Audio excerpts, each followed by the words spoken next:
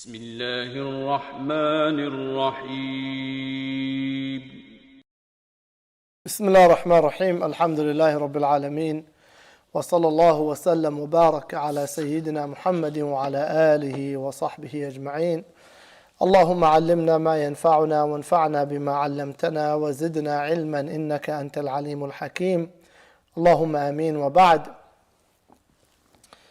We ask Allah subhanahu wa ta'ala to forgive us, to grant us understanding and benefit us by what He has taught us, and to always increase us in knowledge. Ameen wa ba'd.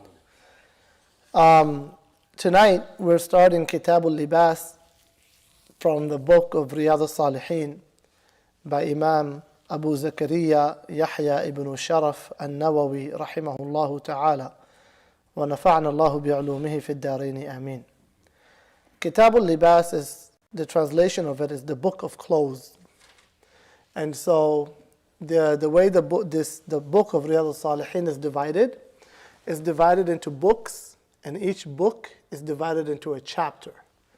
So that is how the scholars in Islamic tradition, they wrote their book. So when they wrote a book, it wasn't right away divided into chapters and then sub-chapters, but rather it was divided into like sections. So, but the title, the like literal translation is book, but it's like a section. So you have Kitab al-Libas, the section on clothing. And then within this section, there are different chapters. So that is how the book is kind of divided. And so, inshallah, before we read, we start with the chapter, and the first chapter of this section. I want to just talk about kind of this concept of clothing and what are some of the Islamic teachings about it before we dive into what Imam Nawawi rahimahullah has written. Allah subhanahu wa ta'ala has granted us clothing as an honor, as a way to conceal our body, conceal our private parts, because the private parts, it's something that is naturally, it's called sawat. When Adam alayhi salam and Hawa alayhi salam, when they ate from the tree, one of the consequences of it was that their sawat became apparent. Their private parts became apparent. And so they were exposed. What does the word sawat mean?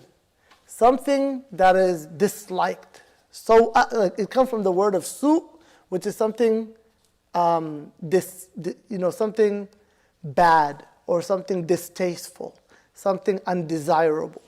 Meaning that it is something that the human fitrah naturally is inclined to not look at. It's something uncomfortable to look at. And so the Prophet ﷺ, he never looked at, even in his marital relations, at the private part of his spouses. This was something that is part of the fitrah, and the fitrah of the Prophet ﷺ was perfect. And it was completely in line with the intrinsic or the default innate nature that Allah subhanahu wa ta'ala created us upon. It is with modern culture, there's been a deviation in the fitrah. And it's obsession with sexual desires and pleasure, and obsession with sexual fantasies. And so with the modern culture and the Western culture, there's, every generation, there's a increased obsession with sexual desires. And so our tradition teaches us that, no, that your sexual desires are something supposed to be very private, very intimate. It isn't something you disclose. It isn't something you publicize. And this was even like in other societies, right? A man and a woman never talked about the sexuality was very private, right? That's why we have hijab. Women in all societies always covered. They covered their waist, they covered their chest, they covered their, the most kind of desired or attractive parts of a woman. Women always concealed it, because a woman concealed her sexuality. It wasn't something that she displayed. It was very intimate, it was very private. And it was also seen as a sign of modesty and respect and dignity of a man to also conceal his sexuality and not wear tight clothes, and revealing, not to act, any act, not to conduct in any sexual behaviors in public. It was very immoral in all societies. And this supports the teaching of our Islam that modesty and the dislike of disclosing the private parts is an innate quality. It's something that's part of the fitrah. The fitrah is intrinsic qualities that Allah created in us that we're pre-programmed with. That's the fitrah. It's not something you learn. You're pre-programmed with your fitrah. It's been planted in you. You have it as soon as you're born into the world as a human being. This is your fitrah. This is called your innate qualities. Part of the fitrah is modesty, and part of that modesty is to dislike disclosing the private parts. And so we said that one of the consequences when Adam alayhi salam and Hawa alayhi salam ate from the tree was that their sawat, Allah uses this term of sawat, which is this undesired, this thing that people are uncomfortable to disclose. It became apparent. Their aura was disclosed. And so what did they do? They grabbed tree leaves, right? Waraqa, they grabbed tree leaves to cover their private parts. And so Allah made a connection here between the covering of the private parts with connection with His obedience. Meaning that, or if I was to reword it, Allah made a connection between disobedience and the nakedness of the body. Meaning when you disobey Allah, you expose yourself. You expose that which should be concealed. And so when Adam alayhi salam and Hawa alayhi salam ate from the tree, now because their souls had been exposed to that which is sinful and disliked and undesired, their body also became disclosed to show us the reality of sin. And so this is one aspect about clothing that we know in our deen. So Allah subhanahu wa ta'ala gave us clothing to hide our sawah, to hide our private parts, to conceal our sexuality, so that the sexuality of a human being is very intimate, very private. It is sacred. It isn't something that the Sharia looks down upon and frowns upon, right? And that's what the Prophet ﷺ said. And that there's sadaqah in the intimacy a person has with their spouse. There's an ajr, there's an ibadah. And it's a form of ibadah. Our scholars even stated that. So it's a form of ibadah. It isn't something that Sharia is saying this is an evil thing or this is... No, this is natural and is actually part of our nature to procreate. Allah subhanahu wa ta'ala created us for this purpose. And it's an ibadah and it's highly recommended. And we know that the Prophet ﷺ said, women have been made beloved to me. He married more than one wife, alayhi salatu wassalam. He encouraged his companions to marry. Marrying multiple spouses was very normal and the common kind of practice of the society. It wasn't that marriage and the fulfillment of desires was disliked. Unlike Christianity, where they saw desires and sexuality as something opposite to devotion. So that's why the highest kind of, or one of the highest stages of Christianity is to practice monasticism, where you disavow the world and you disavow physical pleasures and you devote yourself to a higher meaning, higher purpose of worshiping God. So for them, they see that to be devoted and to engage in desires and pleasure, you can't do the two. You either have to do this or you have to do that. Or otherwise you're sinning in between. But our deen is like, no. These desires are a form of ibadah. And so our deen is in line with nature, our natural human being. But then our deen guides this nature. Right? Because without desires, human species would be extinct. Without sexual desires, there would be no marriages, no families, right? There would be children without parents, right? You would have orphans, you would have bastard kids who don't know their parents. You would have a catastrophe if there was no desire. And so Sharia guided this. So Sharia put down the parameters of what? You have to be married. And you are responsible for your child. And you have all these obligations. And you have these rights. So these desires, Sharia guides it. Right? Power. to earn, seeking wealth is something necessary, because if we don't desire wealth, how would we meet our needs and the needs of our families? Allah put these desires in us, so we seek these things because they're a necessity.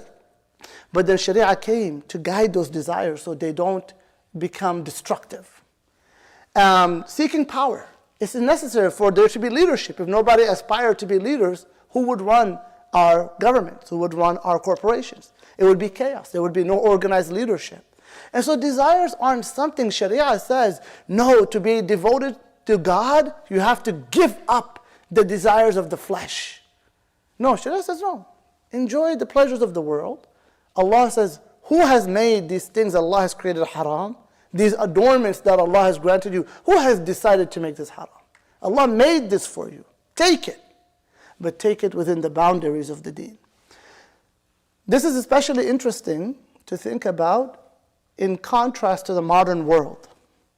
Especially when we talk about the modern world, we're talking about Western culture, because that's what's dominating the world. Right? They're leading through the media, political power, media, financial power, economic power. I mean, in so many ways, the Western culture is dominating the global culture. There's a globalization, and they're the ones who are kind of setting the norm for the rest of the world and kind of slowly changing the cultures of societies globally to be in line with Western values. And they're presenting their values as universal truths, meaning like our values are the most correct way to live. Right? That's how they're presenting their values. And they'll give you some leeway, culture, diversity, within a certain boundaries. But as long as you don't contradict their values. If you contradict their kind of, greater values, then, there's a problem. You're seen as an extremist or bigot or, antiquated, and you're backwards, or so on and so forth. You're taking away women's rights. You're hateful. You're this, you're that, right? So the Western world is dominating world culture. And part of their, right, we can talk about just kind of this global culture on many levels, but one of the kind of the key things now that's becoming very, very, and it's always been there within the last 60, 70 years, is the kind of the exaggeration of sexuality and the emphasis on pursuing sexual desires. And so we see that they went from traditional marriage to having relationships outside of being able to sleep with whoever you want without limitation, and then you can date how long you want, and then now it's like, what's the point of marriage? What is marriage? Do we even need marriage? Now you have homosexuality, same-sex marriages, and they have now polyamorous relationships where a man or a woman can have multiple partners, 2, 3, 4, meaning in the same, like two couples are married, and then those individuals have relationships with multiple other partners. Or three people are all married together, are partners together, right? And nudity, right? They have these nude movements, organizations, social activists who are promoting nudity, that we should be naked. That's the natural way, is to be naked. The entire animal kingdom is naked. We're the only ones that are not. It's not supposed to be like that. So they're promoting nudity. They're promoting sexuality, sexualizing everything, right? And now sexualizing even kids, right? And it's becoming more and more normal. And so on and so forth. So we see that Western kind of culture, it's really deviated from this fitrah. And it's made people slaves to their sexual desires. And so it's created a kind of a catastrophe of problems, social problems. A catastrophe. I mean, the whole society, one of the reasons why people are so depressed and suicidal and anxious and unhappy and unsettled is because they see the chaos that's existing in society. There's no satisfaction with life. There's no meaning. There's no greater purpose. We've become so hedonistic. We've become so occupied with desires. It's like, this can't be it. There has to be more. And the reason we feel that is because human fitrah seeks greater meaning. Allah did not make us animals to pursue desires. If that was it, we would be animals without intelligence. Allah did not send us prophets to fulfill our desires. He would have made us beasts like dogs and cats and lions and wolves and cows and cattle, if that's what Allah made us for. Allah made us for a greater purpose. We're intelligent beings for a greater reason. They've taken that away. Now the greatest happiness is to fulfill the desires of yourself. Your truth. Follow your truth. What your truth is what you desire. What you feel, what you're inclined to. That's your truth. Follow that and you shall be happy. And the reality is you won't. You won't. You will not be happy. And now they're recognizing spirituality. And you see there's a greater focus on spirituality. Yes, there's a religion. You can worship whatever you want. They see that human nature needs greater meaning. But even that greater meaning and purpose in life, you define what it is. You decide how you worship. Do you just want to meditate? Do you want to connect with nature? Do you want to pray to something? You pray to the thing that makes you happy. Again, what? Even worship is subject to your desire. There's no objective truth. Why am I sharing all this? It's going back to what? Our deen came to nourish and nurture the fitrah, to develop the fitrah so that it reaches its maximum potential. And the opposite is happening in society today, where fitrah is being destroyed. And we are all affected by this. None of us are immune to this. It's all affecting us, right? We're being conditioned to normalize these things. We're desensitized. Things that would be, oh my God, like how can a person do that? Now it's like, okay, it's normal. And imagine the children who are growing up in such a way, right? The disadvantage. Now they're being desensitized, and this is normalized for them. So these fitan are widespread. And so our deen, it encourages us to cover, to clothe ourselves. And that is part of beautifying your bodies, to wear clothing and to cover yourself as much as possible, of course within reason and so on, and moderation, but to cover yourself, and especially for women. Why? Because women's beauty and women's sexuality is greater than that of men. Women are just naturally more beautiful and more attractive than men. And because that is the nature of women, the command for women to cover is even greater. And that's why women wear loose clothing even more, and they don't wear tight clothing. They don't wear nothing that covers, that makes them attractive. They don't even use fragrances, because women are supposed to conceal her body. And with today, and the nature of women is they want to be beautiful, right? That is the desire of women. Every woman's desire, or generally, is that women like to be beautiful. They're creatures Allah made, the creatures of beauty. And Allah made them naturally beautiful, naturally more attractive. That is why it is men who are struggling to control their desires when it comes to women, and not usually women with men, because the desire towards women is a lot greater than women's desire towards men. And so although both sexes have been commanded to cover, to be modest, it's been emphasized more for women because of their natural beauty and because of their desire to be beautiful. Because of their natural desire to be beautiful. So for women, it's even more emphasized to cover. And so with that, we want to correct our perception of what beauty is, what clothing is, what modesty is, and understand that these are our values, and these values we want to pass on to our children and try to instill it in them. And again, we can only do so much because the environment is really against us. And so that's why it's also part of the importance is to raise our children in really as in Muslim communities, to raise our children and to live, us as adults, in communities with like-minded people who share similar values, because it rubs off on you. When everybody around you doesn't pray, it rubs off on you. When the women around you don't cover, it rubs off on you. When the men around you don't lower their gaze when they see women, it rubs off on you. You start to adopt those behaviors, right? So it's important that we do that for our children, because they're growing, and so we don't want them to grow up with the wrong values and to normalize things that are immoral and that are unnatural. And so we want to do that for our children and for ourselves as well, so to help us stay steadfast upon our deen, because our desires is very powerful. A person, any one of us can be overtaken by their desires. You can see the most pious man in the masjid today, and tomorrow he can be an alcoholic. Tomorrow he can be committing zina. Tomorrow he can be doing anything. The human desire is very, very kind of difficult to tame. It's a wild beast. And so putting ourselves in righteous environments and keeping ourselves away from these things that kind of,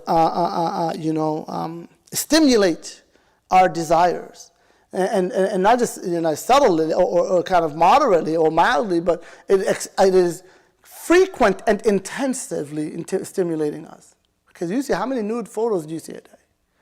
Right, especially in the summertime. How many, right, and we're not saying nude completely naked, but just disclosed bodies, right, disclosed women in their bodies and even just sexuality and the promotion of sexuality. Right, in the streets, in the marketplaces, in the malls, how often do you see it? You see, all of these things can affect any one of us. And then the scholars, they say, the hadith says, the gaze, the sight, is a poisonous arrow of the devil. It could be that you see one thing one time, and that sight leaves a poison in your heart. And now you start thinking, and you start fantasizing, and then you eventually end up following your desire, and it leads you to a dark path. And so lowering the gaze and watching what you consume with your eyes is very important. What you hear with your ears.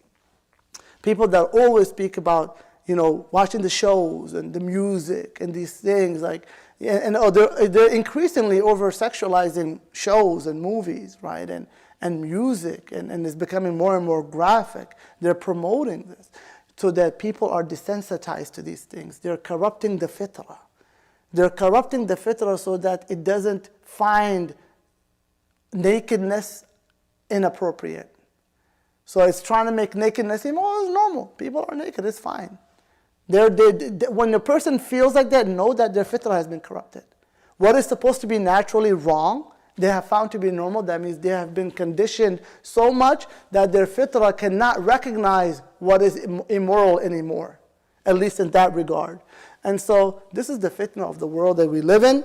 And so again, this chapter, it doesn't talk about all of that. It's not connected to context, but I'm just kind of bringing that together so that we understand clothing isn't just, like what I want to wear, my favorite shirt, my favorite kameez, my favorite color, long sleeve, short sleeve, this, that.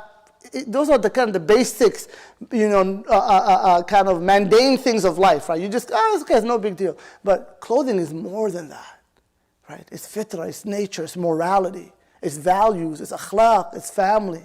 Right? All of these things are connected to clothing. And so our deen has given a lot of emphasis to this. There have been ayat revealed and various ahadith and ahkam and rulings in Sharia about what are the requirements for covering for a man, for a woman, what is haram, what is not haram, what is encouraged, what is not encouraged, what are the norms, all of these things. How does culture influence clothing? All of these things Sharia has given attention because of the importance clothing has in the role of the human life in the society as a whole. And so inshallah ta'ala we want to kind of look at this chapter and study these ahadith kind of with this broader understanding about the importance of clothing and the meaning it carries and what it delivers, and why it's important to teach ourselves, men and women, to stay away from these tight clothes. Do not raise our children wearing tights. That is not healthy. We're not talking about haram and halal. Can an 8-year-old girl, 7-year-old, wear tights? It's not about halal and haram. It's what are you? You're desensitizing the child to exposing their body parts, right, with a piece of cloth. And you're normalizing that. What does that do to the child? Later on, they want to disclose, and putting a hijab on becomes, restricting. It's uncomfortable. I don't want to be so covered. I want to be free. So now, being exposed is a sign of freedom. And wearing hijab is a sign of oppression. It's a sign of restriction. Rather than hijab is something, when a person grows up on modesty, nature, and fitrah, it's like a woman says, I can't imagine myself leaving my house without a hijab. Because that's how you know there's so much modesty. She's been raised upon modesty. The fitrah has been maintained. When a young lady says, it's so difficult. I'd rather wear my jeans and be exposed. It's not about halal and haram, but that person's fitrah has already been affected. They've been desensitized to the point what? Being uncovered, right? Tight clothes and tight shirts and beauty of exposed is what feels right, is what feels natural, is what feels comfortable, what brings happiness, and to be covered is restricting and confining for them. Right? And so again, we're not talking about just halal and haram. You really have to consider about tarbiyah and how this is affecting your soul and your iman and your natural fitrah that Allah subhanahu wa ta'ala created in you. And so there's a lot we can say about this topic. There's the fiqh, there's the nature, there's the environment, there's tarbiyah and development of children and how to develop them. There's modesty, there's lowering the gaze. There's so much we can talk about. But inshallah, we'll suffice with that introduction. I'll go to Brother Adnan if he has a comment question. Just a comment. Yeah. Saying earlier about being with righteous people. There was a hadith about where I think it was, I'm not sure if it's da'if or not da'if, but basically you're on the deen of your friend. Yes. It's authentic hadith. Authentic. Authentic hadith. The brother, the hadith he shared is al-mar'u ala dini khalilih. A person is on the deen of his most exclusive friend. So you follow the path and lifestyle of your closest friends. And this is not a religious command or a religious fact. Here, the Prophet ﷺ, he's describing a natural phenomenon in human beings, is that they adopt the lifestyle of their closest friends. Right? You talk like them, you eat like them, you want to behave like them, you start saying the words they say, you use the same slang, you literally just become a copy of them. You mirror, right? Yeah, the mirror is an excellent word. You mirror their behavior and their values and their way of thinking. Now, and so we have to think about that. Very, very important in raising children. And even in ourselves, right? But the reason I share with children is because they don't know any better. At least with us, as an adult, you've matured intellectually, cognitively you've matured. And, for most of us, we grew up with a pretty, solid foundation about deen, depending on our upbringing, of course. And a lot of us grew up in Muslim societies, or at least had a significant amount of time. So we grew up with certain values, and certain things are intuitive, common sense. We know these things. When a child doesn't have that same advantage that their parents had, what is intuitive and common sense to the parent is not common sense to the child. The child's like, why are you making me wear hijab? Like, why? For them, it's like wear hijab is again, it's like some type of restriction. Why are you doing that to me? Right? And so you see, what is intuitive to people who grew up in a modest society is not intuitive. For them, it's like, well, why are you doing this? Why can't I just date people? Right? A young man asks, or a young girl, why can't I date a guy that I like? Or a girl says, why? Or a guy says, why can't I date this girl? I like her. And so that we can get to know each other. For them, it's not intuitive. And for you, you're like, as a parent, you're like, no, this is shameful. This is ayib. It is degrading to the women that that she exposes her body and her beauty and her sexuality to a man that she has no serious commitment to. Right? All of these things to you are intuitive. Even if you don't say it, the values are there. For the child, it's like, what are you talking about? Right? They need this common sense to the parent who grew up in a Muslim society and had that upbringing and those values is not intuitive to this kid because they never had that upbringing. So it's really important to consider that hadith. A person follows the deen of their friend. Now, am I saying that we need to move back to a Muslim country? No. We have millions of Muslims living here. 3 million plus, I think, is the estimation of Muslims in the United States. We're about 1%. The whole population of the United States is roughly 300 million plus. And we're about 1% of society. We're about 3 million, roughly a little over 3 million. You're not going to tell 3 million people, just pack up and move your stuff to a Muslim world. Where are you going to move to? Where are the converts going to move to? Right? Where is this next? So hijrah isn't really an ideal solution to saving our deen in Western societies.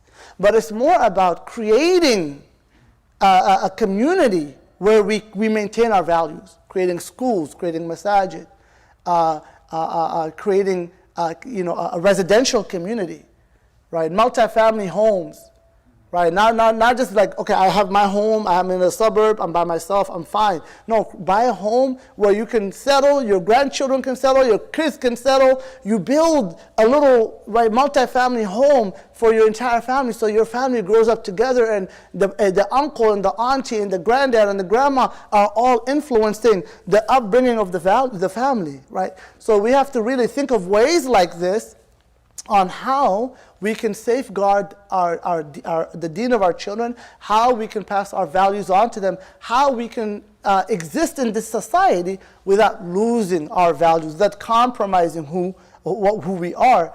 And so that is what we really need to think about. And that's, of course, a greater topic, inshallah ta'ala.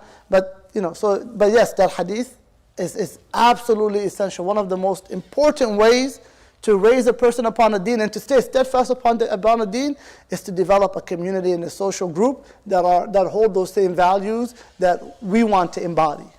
Brother, I think you had your hand up, or am I mistaken? So he's reminding me of a hadith Muhammad Rasulullah sallallahu alaihi wasallam. Al-haya'u sha'batun min al-imani. No. So I was just, the idea of modesty being a branch of the iman, does that go hand in hand with the clothing? Yes. The sense of modesty in this context, means like haya in the sense of shyness. Does it go hand in hand with the clothing that we wear? And does the increase of covering go hand in hand with the increase of our iman? Yeah, so the brother, if I was to summarize your question, modesty is a branch of iman, and so does that go hand in hand with clothing, right? Does modesty reflect, does our clothing reflect our level of modesty? And does our dress and our clothing, is it a reflection of our iman? Am I wording it correctly? And I would say yes to both questions. It is. And so modesty is connected to every aspect of deen. Modesty is kind of a very comprehensive and universal quality. If you have modesty, it will affect your worship with Allah, because now you have a recognition of Allah's greatness and a recognition of your position with Allah. So therefore you feel a natural shame, a natural modesty, and a natural inclination to be better with Allah, to have better etiquette with Allah. If you have modesty, you have courtesy for people. You recognize other people. You recognize their presence, their feelings, their opinions. And so you're considerate and you're modest. You don't do things that are inappropriate or offensive or inconsiderate of other people. When you're modest with your own self and how you present yourself, because you have a certain level of dignity that you have for your own self. And you're like, did I really do that? I feel so ashamed that I did that. What I did is not in line with my values and my expectations of myself. So now you have a sense of guilt when you sin, or not even just sin, when you do something inappropriate. You spoke a certain way, you lost your cool, you did something, you did something that you just don't like, even if it's not haram. You're just like, that's just not who I am. That's not acceptable to me. I know better. So modesty guides you in just how you conduct yourself and what standards you hold yourself up to. So modesty is a quality that is comprehensive to all aspects of deen and dunya. And that affects clothing. Because now when you have a certain level of dignity and a certain level of honor and self-respect, you also respect your sexuality, and you keep that very private and very undisclosed. So you don't disclose your sexuality. You don't kiss in public. You don't show your privates and wear tight clothing and behave in a lewd behavior in public. You don't speak inappropriately to women. You don't show your body. You don't show off through your physical body. Rather, your character is what sets your value and your worth and your impression on other people, right? So modesty, yes, it reflects, it translates into all aspects of us, our being and our living, and that includes our clothing. And yes, our clothing is a sign of Iman. The Prophet ﷺ, or the hadith says, I know there's a hadith about modesty, and like the Prophet said, modesty, all of modesty is khair, and if you have no modesty, then do whatever you will. And I think Abdullah bin Mas'ud, he says modesty and iman are a pair. If one of them is gone, the other one leaves. So if you lose modesty, you will lose iman. Right? They're a pair. And so modesty is of that nature. It affects your entire being. So how you dress, it says a lot about your relationship with Allah, your relationship and your value and your perception about the human body and human sexuality. Right? How you dress says a lot about that. When you conceal, you see the human body should be concealed. It's sacred. Sexuality is sacred. It's private. It's something that shouldn't be publicized. It's intimate. It's something you share only with the most closest and your most beloved person. And it's something you only can't engage in when you have committed yourself legally and before God. And you've taken the responsibility of that, of being married to this person and honoring them and loving them and fulfilling their rights. Right? Then you engage. So you've given, your sexuality isn't just the satisfaction of your pleasures, but there's all these other qualities involved, right? So clothing is a reflection of all of that, right? Clothing is a reflection of all of that. So there's a lot of deeper meanings to how we wear, what we wear, and how it connects to all of these greater values in life, right? And so, again, we spoke about this more than I intended, but this is very important. This is a very important topic. And I like to make sure, that whatever we learn, it isn't just abstract knowledge, right? I don't want you just to teach you, here's hadith. Okay, khalas. Memorize this hadith and learn it. No, understand why the depths of this deen, right? This deen is deep. It's connected to every aspect of our being. So all of the hadith of the Prophet ﷺ can sometimes be looked as simple teachings, but they're not. They're very profound and meaningful teachings connected to our being, to our akhirah, to our morals, to our fitrah, and just to social well-being on so many different levels. Yes, Brother Karan. Have you ever, I read one time, long time ago, that I read the hadith, Muslim said he forced us to live in a non-Muslim country. Yes. So have you... There's a hadith, it's debated, but generally the scholars agree that living among the mushrikeen. So the brother is asking about living among the mushrikeen. The Prophet ﷺ, he forbade living among the mushrikeen. This topic of hijrah and living as among those who are not Muslims is discussed among the scholars. And generally, the fuqaha say you're allowed to live in a society as long as you're free to practice your deen. If no one, the fuqaha say it's permissible. If you're able to worship Allah, pray your salah, fast, pay your zakah, go to the masjid, it's not haram for you to live in that place. On condition that you safeguard your deen. That is on condition, but it doesn't say that you have to leave, right? And we see this also practiced through the Muslim history. Because Muslims were minorities in so many societies. The U.S. is not just like yesterday, Muslims just became minorities in Western nations, right? Muslims coexisted with Christian or non-Muslim majority countries in various societies, right? And so it was for example, look at West Africa, right? Nigeria, look at a lot of those Gambia and Senegal are predominantly Muslim, Morocco and so on. But if you look at Nigeria, I don't know the percentage, but there's a large Muslim population and a large Christian population. Nobody said Muslims, you have to leave there. Right, what are you going to tell? I don't know. X number of million Muslims in Nigeria. Okay, you have to leave because the government is not a Muslim government.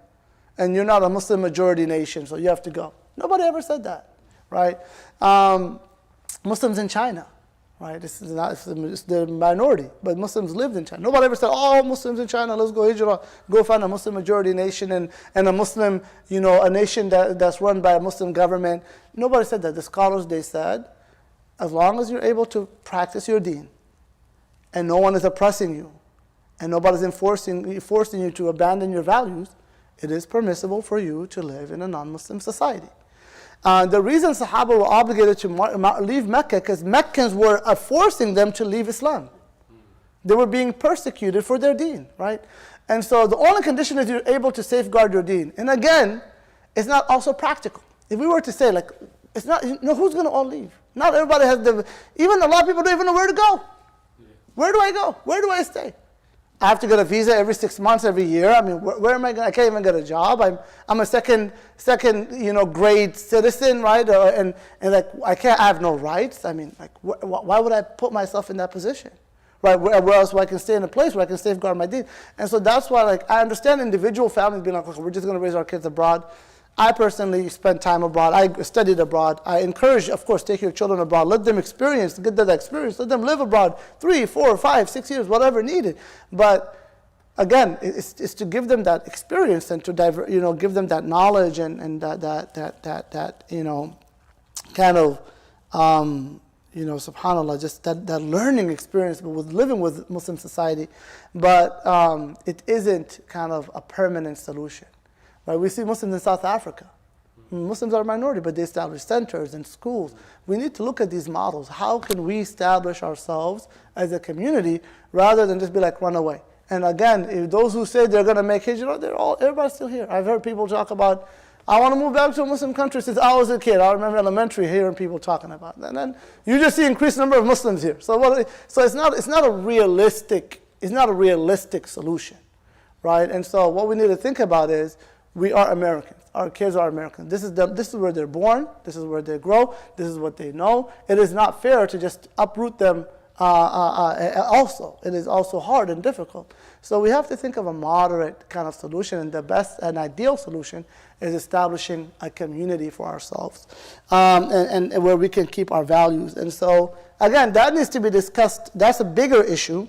And one of the things that definitely encourages, community, building around the masjid, building our own schools. Come to the masjid. Muslims, that's the problem. Like, people don't come to the masjid. Where? Yeah, so again, people, Allah, the Quran says it. No calamity befalls you except what your hands have earned. Like, you did it to yourself. Like, don't come, I've seen it time and time again. A parent come, Ya Imam, my son, my daughter. And I'm just like, 20 years later, right? You wait till now. Now they want to live with their boyfriend, and they have a child out of wedlock. And you're like, Imam, make dua. I'm like, come talk to my child. 15-year-old, 16-year-old doesn't want to pray, doesn't want to read Quran. Come talk to my child. I'm like, what am I going to do? Right? I don't have no magic solution that's going to make your child listen to me. Like, I have no answer. You had 15 years, 20 years to do something about it. You did it. So now you pay the price. Right? So chances are the parent themselves are also weak enough. Chances are. Of course, right, of course. And usually our children are a reflection of who we are. Right? Usually our children reflect our way of acting, our temperaments, our behaviors, our habits. And so we have to work on ourselves. We have to wake up as a community and as individuals. And those of us who are conscious and who do want to, we take initiatives, right? We do whatever we can within our means. All right, let's do some reading. You have something, okay, it's a tafaddal, inshallah. We're going to read, inshallah, through the hadith quickly, though. Very important. Yes, brother. We are parents, but we don't have more training. Yes. Somebody give us training. Because some parents we send our kids to the masjid. Yes. We're not coming to the masjid. So how we can give our kids perfect? Yes. The parents themselves, yeah.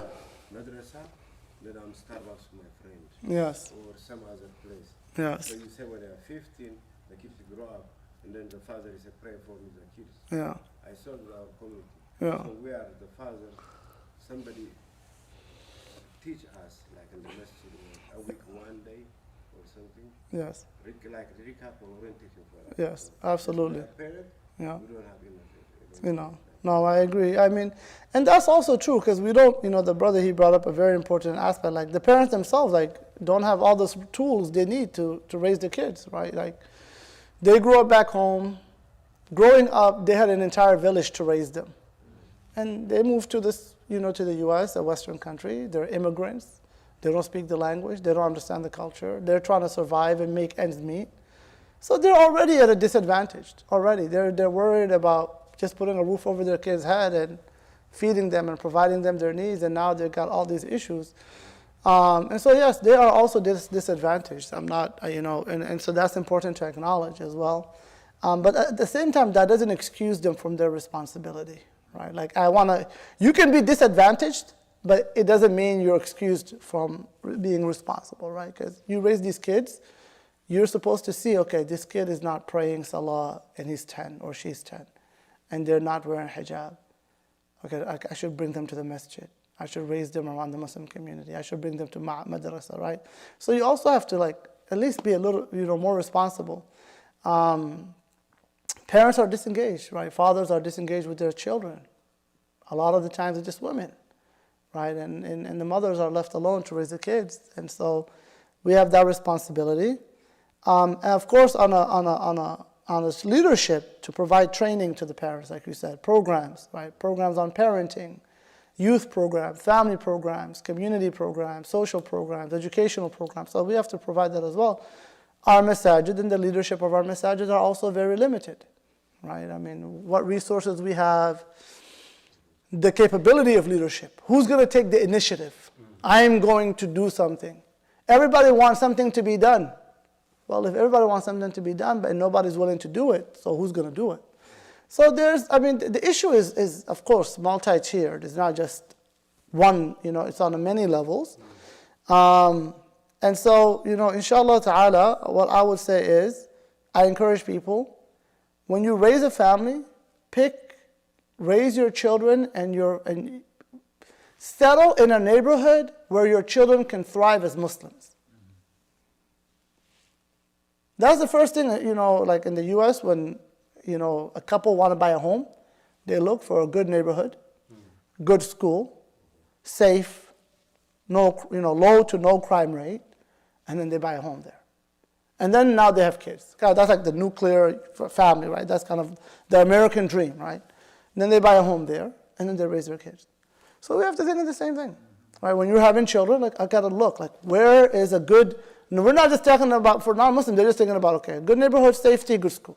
We have to think about good masjid, a masjid with a good Islamic school, an active Muslim community. All right, find that community, that's where you live. That's where you live. It's very rare. No, there's plenty. There's a lot of good communities. It's not our masajid, or majority of them don't have these services, I agree. It's just to come, pray, go home. But there are a lot of masajid that are very, very active. And of course, not everybody can afford it also, right? You can't just afford and go, I'm going to go rent or buy a house, $500,000 or near $1 million. Not everybody can afford it, of course. But to your best extent, to your best ability, find a community that is engaged, Muslim majority community. At least if there's a bunch of Muslims they will feel like, okay, I'm not the only one. There are other people like me, right? Find the next best thing. Find the next best thing. Homeschool, right? If you can homeschool your kids. Weekend school, teach them, read with them. Travel with them in the summer, take them back home. Let them spend some time with their family abroad. There's a variety of options. So be creative, right? And of course, on a structural level, inshallah, in the community, leadership has to also become more active, create programs, right? We need to create programs, we need to teach. We need to provide, again, community services, training, so on and so forth. So there's a lot of things. Every person has to do their best. And we ask Allah to forgive us. We make mistakes. We're all partially responsible, and we're all partially failing that responsibility. So we all have a share of the sin. We all have a share of the sin, right? So it's not just that the masjid board is failing everybody. May Allah. No, we're all. Because what have we done, right? How do we create change? Everybody is capable, right? So we all have to think, okay, well, I haven't done enough. I'm just doing taking care of myself, my family, my job. Okay. You do your best, you strive, right? Support how you can, try to change how you can. So we all have to do our best and make a lot of istighfar, a lot of dua, because really at the end, it's tawfiq from Allah. If Allah grants you, you can do your best to raise your child. It's tawfiq from Allah that Allah guides them, right? So a lot of dua, a lot of sincerity, inshallah ta'ala. All right, let's do some reading. I don't want to go the night without reading any hadith. All right. Bismillah ar-Rahman ar-Rahim. Imam Nawawi rahimahullah, he says, the first chapter, باب استحباب الثوب الأبيض وجواز الأحمر والأخضر والأصفر والأسود وجوازه من قطن وكتان وشعر وصوف وغيرها إلا الحرير. Imam Nawawi rahimahullah, he says, chapter on the preference of white clothing or white dress. So it's sunnah to wear white. It's preferred and it's sunnah to wear white clothing. And this is for men. And some have generalized it and said even for women, but wallahu alam, this is not for women, it is only for men. وَجَوَازِ الْأَحْمَرِ, and the permissibility of wearing red and green and yellow and black. Because all of that has been narrated. The Prophet ﷺ wore red, he wore green, he wore yellow, and he wore black clothing. وَجَوَازِهِ مِنْ قُطْنٍ, and also he says the permissibility of wearing clothes that's made of cotton, linen, hair, animal hair, suf, wool, وغيرها, and other material. Meaning you can wear clothes made of any material. إلا الحرير, except silk. Except silk. Silk is haram for men. Silk is haram again for men, not for women. And so here, so he's going to mention a variety of hadith to speak about, these ahkam.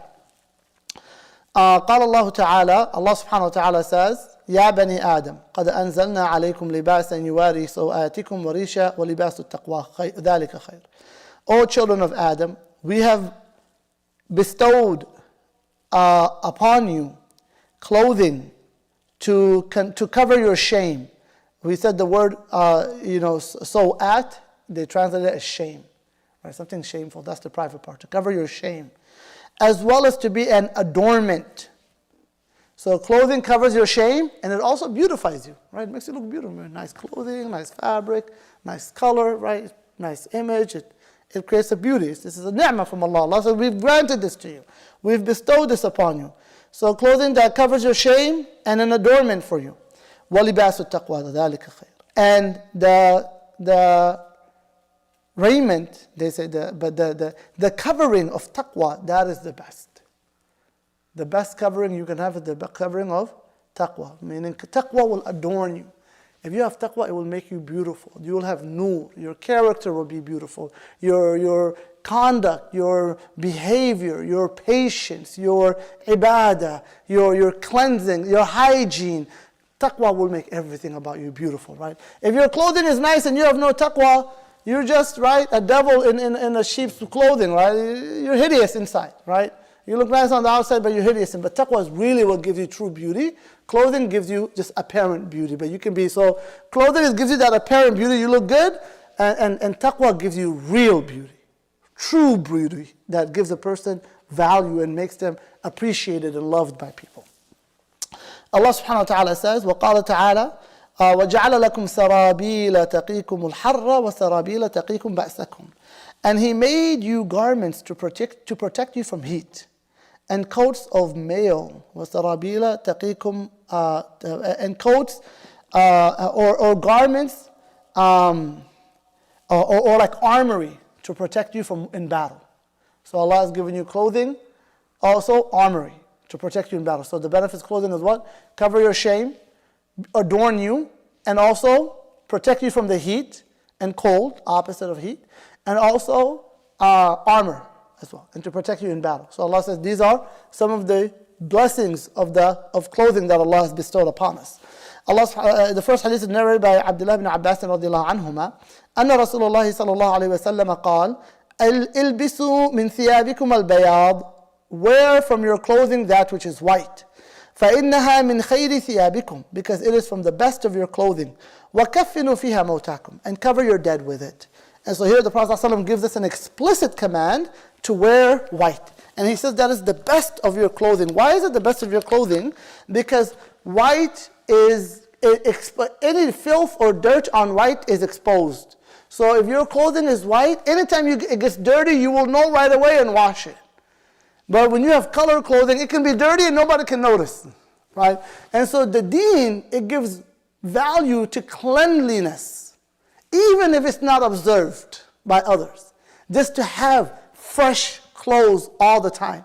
And so white is recommended because to wear white, you always have to wear it fresh. You got a stain on it, you got to change it, right? So that's why white is the most favored clothing, because it always remains clean. And anytime it gets dirty, you see it and you wash it right away. The following hadith, and the Prophet ﷺ also said, and use it to shroud your dead. And so it's sunnah when a person dies, you shroud them with white garments. The following hadith narrated by Samurah radiallahu anhu, قال قال رسول الله صلى الله عليه وسلم البسوا البياض. The Prophet ﷺ said, wear white, فإنها أطهر وأطيب, because it is more pure and better, right? It is pure and better. وكفنوا فيها موتاكم, and cover your dead with it.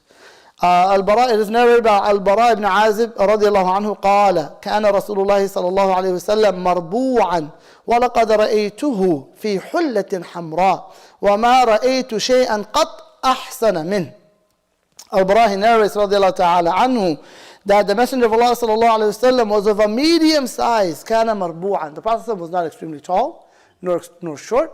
He wasn't extremely slim nor extremely big. He was broad-shouldered, alayhi salatu wassalam. He was average middle height. He had wide hands. He had large joints, alayhi salatu wassalam. He had some hair on his chest, not too many. He, alayhi salatu wassalam, was fair-skinned. And so he said, the Prophet he was marbu'an, he was of medium size. And we studied this in Shama'il before. We have those durus recorded. And then he says, I have seen the Prophet ﷺ wearing hullatun hamra. Hulla is izar and rida. It's a two-piece garment. It's like the ones people wear in Hajj. You have the lower garment you cover your chest with, and the upper garment you cover your chest with, you wrap your chest with, and the lower garment you wrap your lower half with. And so he said, I saw the Prophet ﷺ wearing hullatun hamra. He was wearing this hulla that's hamra, that's red. And he said, I have never seen anything more beautiful than the Messenger of Allah sallallahu alaihi wasallam. The Prophet sallallahu, he was the most beautiful. He said that. Sayyidina Yusuf said the Prophet Sayyidina Yusuf was given half of beauty, and a lot of scholars said that the Prophet sallallahu was given all of beauty. He was a radiant light. His face used to radiate. His beauty was mesmerizing, alayhi salatu wasalam. And so Bara ibn Azib said, I have never seen anything more beautiful than Rasulullah sallallahu alayhi wa sallam. And so here the scholars debate. They said, did the Prophet sallallahu wear an actually all red clothing? Because the Prophet sallallahu forbade that in other hadith. Right, so did he wear all red clothing? The scholars said, no, he didn't wear all red clothing. He wore clothing with red lining. Right, so it wasn't like all red, but it had red lining, or it was partially red, but not completely red. And so the scholars have debated on the ruling of men wearing red, because usually, and subhanAllah, red is very interesting to human psyche. It's a very sexual color. That's why women wear red, and it's a very female color. In the Hanafi school, wearing like all red is haram, because it's a feminine clothing. It's a feminine clothes. In the Shafi'i school, they permit it as long as it's not only red. Like if you have a red shirt with black pants, it's fine. Something of that sort, right? So as long as it's not like just red top to bottom, as long as you have some other coloring mixed with it, it's permissible. All red is, yeah, it would be very like, okay, what's going on, brother, right? You wear red head to toe, right? You're like, what's going on? So, the scholars, they talk about this. Generally, it's discouraged for men to wear, something like entirely red, right? It should be, especially, for women it's okay. And for women also, it shouldn't be something like in public that she wears a really red dress, right? Because it's natural, psychologically, I remember we read about this some years ago, that subhanAllah, the human mind, it responds to red very differently. And that's why we use red for signals, and it captures our attention a lot faster than other colors. And so red is allowed for men as long as it's mixed with some other color. And so the Prophet wore red. He wore clothing that had some redness in it. And the following hadith is narrated by Abi Juhayfata, Wahb ibn Abdullah radiallahu anhum.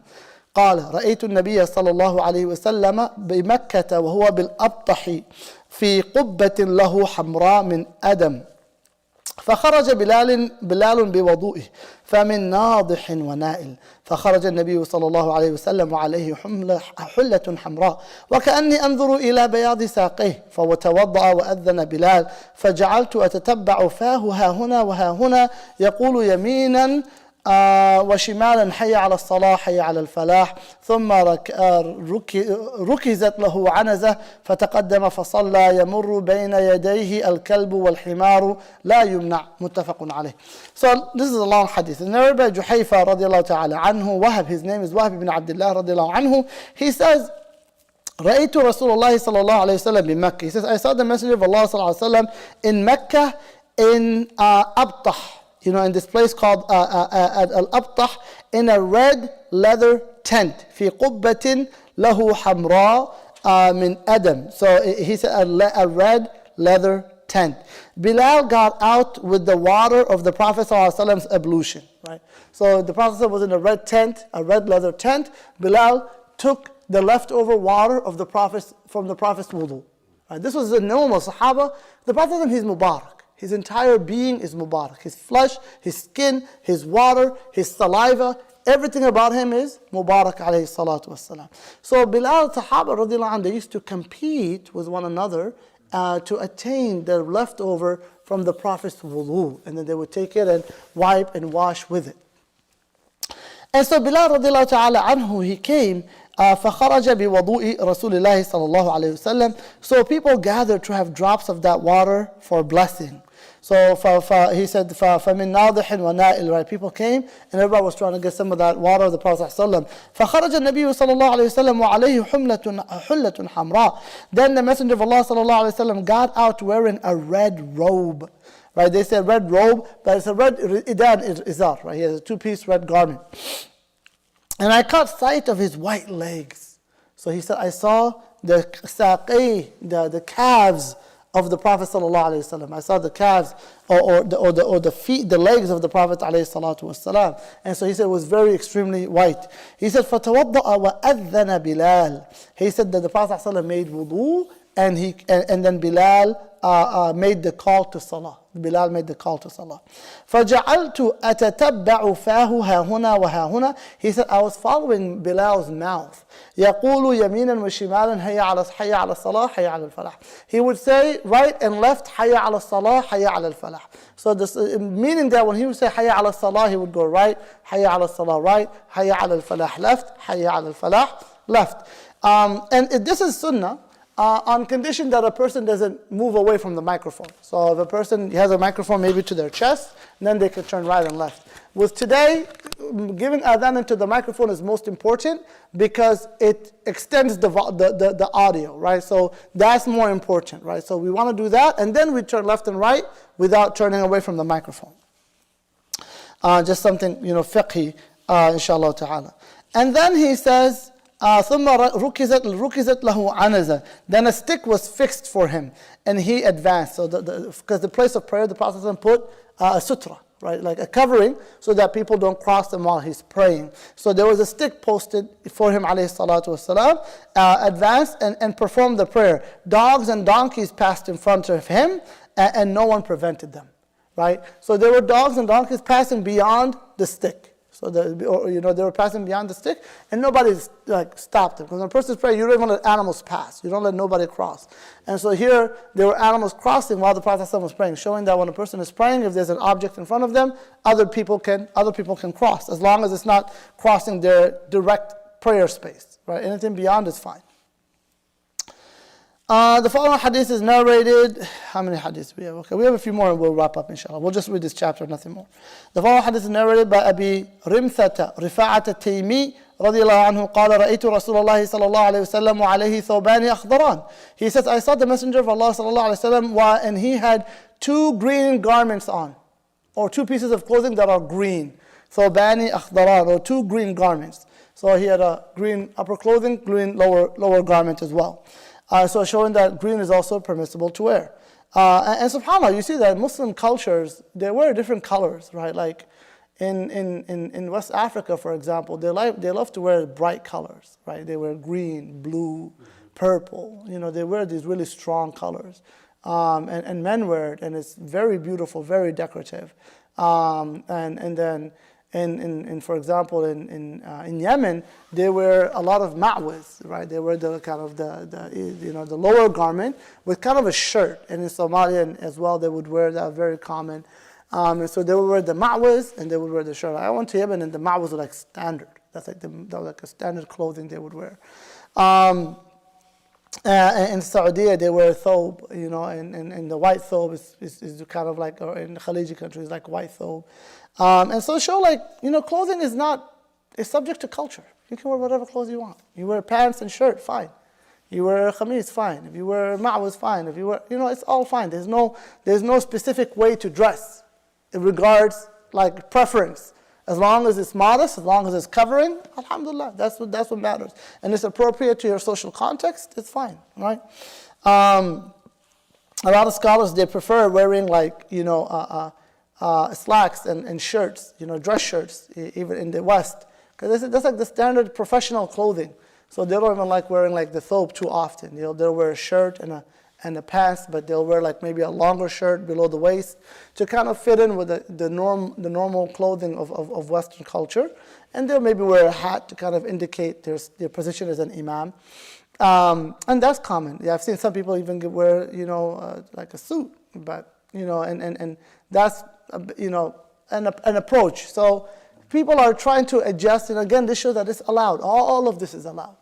So if you see an imam tomorrow come wearing a shirt and a pants and with his hat on, alhamdulillah, it's fine. Of course, the imam should have something to kind of symbolize his position as an imam, right? Because culturally, that's what's appropriate. It would be kind of awkward or inappropriate for an imam just to dress as a common person. There should be something identifying him as a leader in the community. So these are all cultural, though. There isn't like a specific way to do it. These are cultural things.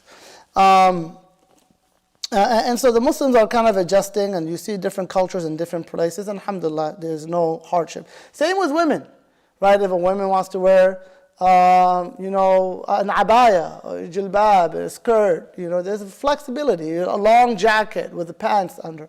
It's flexibility, as long as, again, modest, covering, and so on, right? So I'm not going to speak about the fiqh of clothing right now, and for men and women, but just to show like there isn't a specific way of wearing clothes. Is as long as it meets the criteria of modesty, covering, and not covering, not exposing the awrah and so on.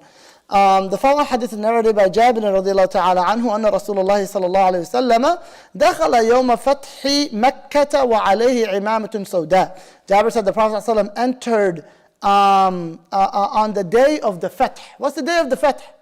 The day of Mecca's conquer, right? When Mecca was open, Muslims conquered. That's called the day of Fath.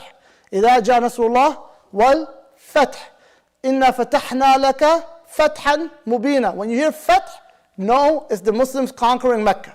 That's what it's referring to. So on the day of the Fath, the Prophet entered Mecca and he was wearing a black imam.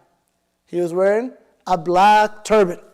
A black turban with two pieces kind of between his shoulders. So there were two pieces kind of extending out of the imam, dropping. Sometimes the Prophet would have one piece extending and wrap it around his neck. So the Prophet wore a turban, and the scholars disputed, is this sunnah or was this cultural?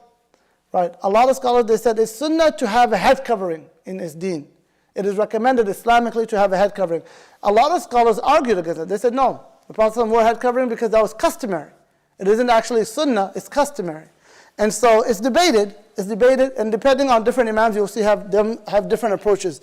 A lot of imams, they'll wear head coverings all the time and never leave it. Other imams, they'll never wear head coverings because they're like, it's not sunnah, it's just customary. And again, these are two valid positions of different scholars. All is allowed, and there's no nothing wrong with either, inshallah ta'ala.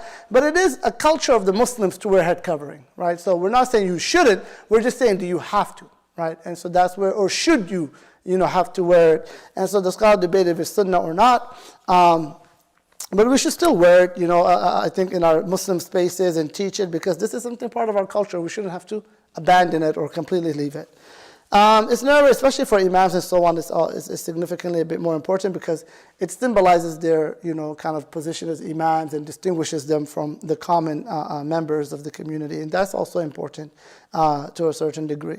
It's also narrated by أبي سعيد عمرو بن حريث رضي الله عنه قال كأني أنظر إلى رسول الله صلى الله عليه وسلم وعليه عمامة سوداء قد أرخى طرفيها بين كتفيه. And this is what we mentioned. He said, Abi Sa'id Amr ibn Hurayth, he says, it is as if I am seeing the Messenger of Allah sallallahu alayhi wasallam, and he has a black turban, and he extended the two edges of the turban. They were kind of extending out of the imamah. وفي رواية أن رسول الله صلى الله عليه وسلم خطب الناس وعليه عمامة سوداء. In another narration, the Prophet ﷺ gave khutbah while he was wearing a black turban. The black turban now is usually worn by Shia, imams, and so it's not really worn by Sunni scholars anymore, because of it's been something Shia symbolized by Shia, but it's permissible to wear. It's narrated also by Sayyidina Aisha radiallahu ta'ala anha. We have 1, 2, 3 hadith. Narrated by Sayyidina Aisha radiallahu ta'ala anha قالت كفنا رسول الله صلى الله عليه وسلم في ثلاثة أثواب بيض سحولية من كرسف ليس فيها قميص ولا عمامة. She said the Prophet ﷺ was shrouded in 3 white Yemeni garments made of cotton. There was no shirt or headpiece in there. So the Prophet when he was buried, ﷺ, he was shrouded. 3 large garments were made from an area called Suhul in Yemen, or Sahul in Yemen, and it was made of cotton. And so that was the garment that the Prophet was shrouded in, and that's the sunnah. When a man passes, you shroud him in 3 white garments. For a woman, 3 white garments, 1 white shirt, and 1 white scarf. And for a man, just 3 white garments without a shirt and a scarf. It was Sayyidina Uthman, I believe, when he was shrouded, he was also shrouded with a shirt. So it's not haram, but for the men, the sunnah is just 3 white garments. But some Muslims, even Sahaba, were shrouded with a shirt or an imamah as well. But that's only sunnah for women, not sunnah for men. Following hadith narrated وعنها is also narrated from Sayyidina Aisha radiallahu ta'ala anha. قالت خرج رسول الله صلى الله عليه وآله وسلم ذات غداة وعليه مرط مرحل من شعر أسود. She said that the Messenger of Allah صلى الله عليه وسلم went out one morning wearing a garment made of black hair and with the picture of camel saddles on it. And so there were, I guess, like an image of a camel saddle on that black hair. Or on that garment. Inshallah, I'll try to see some further commentary on that, inshallah ta'ala, later on. Yeah, no, it's correct. There was a picture of a camel saddle on the actual garment that was made of black hair. It was made of hair, and there was an image of it. So, kind of like a trades label or something like that, right? A logo on there. And the final hadith is narrated by Al-Mughira ibn Shu'bah radiyallahu anhu, very famous hadith. He said, كنت مع رسول الله صلى الله عليه وسلم ذات ليلة في مسير. He said, I was with the Prophet صلى الله عليه وسلم one night while we were on a journey. He was traveling with the Prophet صلى الله عليه وسلم, and this was during the night. فقال لي أمعك ماء. He told me, do you have water? And he said, قلت نعم. I said, yes. فنزل, Mughira is narrating. The Prophet ﷺ said to him, do you have water? He said, yes. فَنَزَلَ عَنْ رَاحِلَتِهِ فَمَشَى حَتَّى تَوَارَى فِي سَوَادِ اللَّيْلِ. He said he came down from his mount, from whatever the Prophet ﷺ was riding, and then he went and hid somewhere private in the darkness of night, and then he came. Meaning he went to use the restroom and relieve himself. And then he came back, alayhi salatu wassalam, فَأَفْرَغْتُ عَلَيْهِ مِنَ الْإِدَاوَةِ. He said,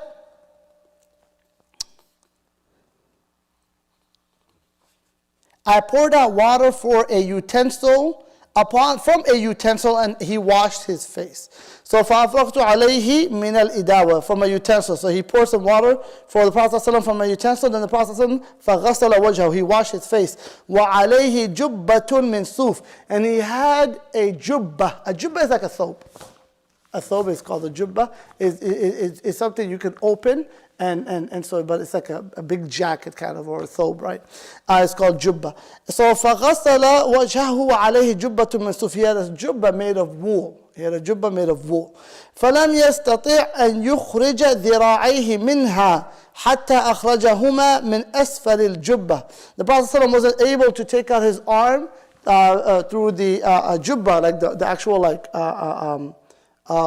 opening for the arm. It was tight. So the Prophet ﷺ, he took it out from under, and then he washed his arm alayhi salatu wasalam.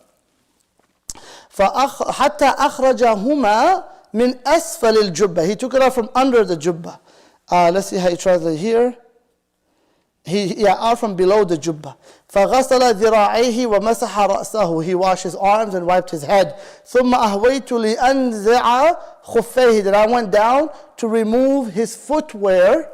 He wanted to remove the khuf of the Prophet ﷺ. The Prophet ﷺ said, دعهما, leave them. فإني أدخلتهما طاهرتين, because I wore them while I had wudu. A lot of people, they think they can just wipe their socks whenever they want. No, you can only wipe your socks if you had wudu when you put on the socks. That's a mistake. They think, oh, I just have socks, I'm just going to wipe. No, that's not allowed. The Prophet said, leave them because I wore them while I had wudu. So you have to have wudu. Put on your socks while you have wudu, and then if your wudu breaks, you can wipe it. Here it's not socks. The Prophet ﷺ had footwear. He had footwear. Because we know that socks is debated between the scholars if it's permissible to wipe or not. وَمَسَحَ عَلَيْهَا, and he wiped it, alayhi salatu wassalam. مُتَّفَقٌ عَلَيْهِ. That is the end of our chapter. We kind of went through it quickly. I think, but alhamdulillah, we covered kind of, we delivered the lesson. With regards to silk is haram for men except if it's less than 50%. If less than 50% of the fabric is made of silk, then it's permissible. If it's partial, or then it's allowed. So that's the ruling of silk. Wallahu alam. I don't remember seeing any hadith about silk, but maybe it will come up inshallah ta'ala as we read. We ask Allah subhanahu wa ta'ala to grant us understanding, to forgive our sins. We ask Allah to increase our iman, to make us steadfast upon this deen, to make la ilaha illallah firm in our hearts and the hearts of our descendants. We ask Allah to forgive us, our parents, our teachers, and all of the Muslimin. وصلى الله وسلم وبارك على سيدنا محمد وعلى آله وصحبه والحمد لله رب العالمين.